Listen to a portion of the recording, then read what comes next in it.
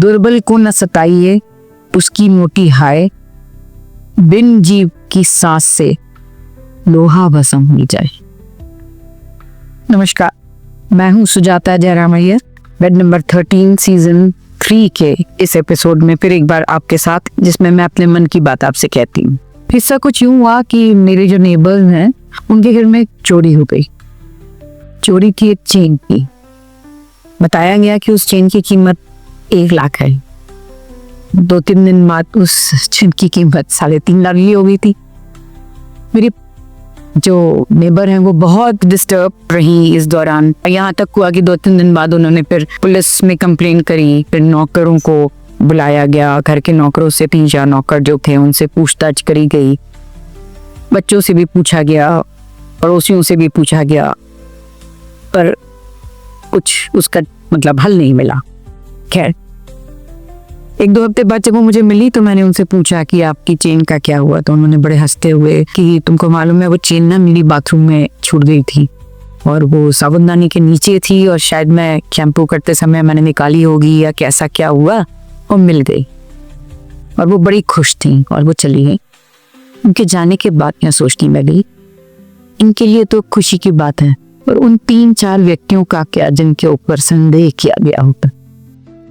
अक्सर हमारे साथ ऐसा होता है ना, जब हमारे घर की कोई छोटी सी चीज गुम जाती है तो हम सबसे पहले अपने नौकरों पे ही शक करते हैं। हमारे घर में ये होता है, ऑफिस में गर्क हो तो उसके नीचे के माथहत से होता है। सो शक जो है वो हर समय एक सॉफ्ट टारगेट जो हमसे नीचे है हम उस पर करते हैं, क्योंकि हमारे लिए बहुत आसान है उनके ऊपर इल्जाम लगा देना। हम बहुत आसानी से उनको कुछ भी कह देते हैं। हम शायद भूल जाते हैं उस समय कि उनका भी मन है, वो भी जिंदगी जीते हैं। उनके मेंटल हेल्थ की हम कभी बात नहीं करते, हम चाहे जो उनको बोल देते हैं। हम इतने जागरूक हो गए हैं कि अपनी मेंटल हेल्थ, अपना स्ट्रेस, अपना सब कुछ बड़े ध्यान से देखते हैं, समझते हैं और उसको ठीक करने की कोशिश करते हैं। पर हमारे मातहत या जो हमसे नीचे काम करने वाले हैं उनके बारे में, जिनसे हम रोज मिलते हैं, जिनसे हम रोज बातें करते हैं, उनसे हमारे घर की कई बातें जो बाहर नहीं आनी चाहिए भी उनसे इनको पता होती हैं। ऐसा कहेंगे मैं, उनसे छुपी नहीं होती हैं। और जब ऐसा कोई घटना होती है जहाँ कहीं कोई चोरी हुई हो या कोई चीज मिल नहीं रही हो, हम तुरंत उन पर शक कर देते हैं। हम ये भी जानते हैं कि उनके बिना हमारा काम नहीं होगा, और पहला शक उन्हीं पे जाता है। मैं इस घटना को सोचकर यही सोचती गई कि आज वो जो भी है वो नीचे हैं हमसे इसलिए क्योंकि उन्होंने पढ़ाई लिखाई कम करी, या उनकी कैपेबिलिटी कम थी, या परिस्थितिवश वो नहीं पढ़ पाए, या बुद्धि भी उनके पास उतनी ही होगी। शायद हमारे जितनी बुद्धि होती तो अच्छी बड़ी ऊंची पोस्ट के होके। ऐसा कई लोग सोचते हैं। उनकी किस्मत भी कई लोग बोलते हैं, और उनका भी मन होता है।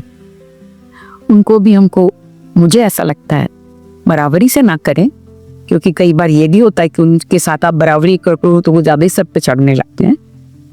पर ऐसे जब कोई घटना होती है जिसमें पहला शक नौकरों पे जाता है, उसको कहते समय या उन पर आरोप लगाते समय मुझे लगता है हमको थोड़ा सा सोचना चाहिए। बात बड़ी छोटी सी है। हम उन पर शक करते समय, उनसे बात करते समय, उनको डांटते समय ये भूल जाते हैं कि आज वो अपनी मजबूरी से हमारे यहाँ काम कर रहे हैं।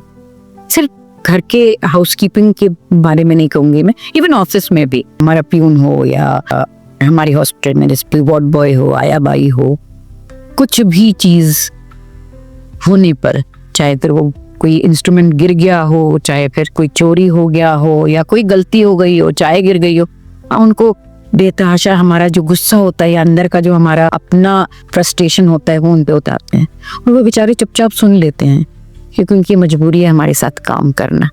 वो जानते हैं कि कोई नौकरी छोड़ना अफोर्ड नहीं कर पाएंगे। उनके बच्चों की फीस, उनके घर के किराया, उनका राशन शायद उनकी नजरों में सामने आने लगता होगा। पर पता नहीं क्यों मेरे मन को चोट पहुंच रही कि वो 3 कितने रात नहीं सोए होंगे अपने घर में, कितनी रात वो एक दूसरे से भी छुपते रहे होंगे कि शायद इसने लिया हो, मेरे पे नाम आ रहा है। वो एक दूसरे, उनके संबंध भी बिगड़े होंगे।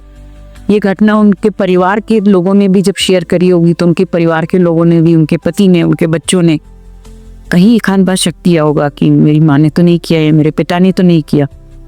किसी के ऊपर कोई भी इल्जाम लगाने से पहले मुझे लगता है हमको थोड़ा सा सोचना चाहिए। जस्ट बिकॉज वो सॉफ्ट टारगेट्स हैं, तुरंत उन पर इल्जाम लगाने से पहले एक बार भले ही 10 सेकंड के लिए क्यों ना हो, सोचना चाहिए। आपको शायद लग रहा होगा कि ये छोटी सी बात को मैं इतना बड़ा चढ़ा के क्यों बोल रही हूँ, पर पता नहीं उस घटना ने मुझे बहुत व्यथित कर दिया।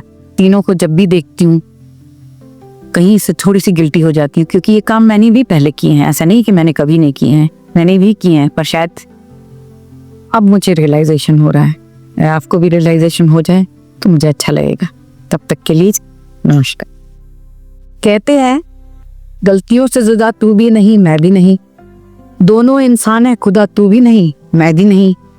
तू मुझे और मैं तुझे इल्जाम देते हैं, मगर अपने अंदर झांकता मैं भी नहीं और तू भी नहीं।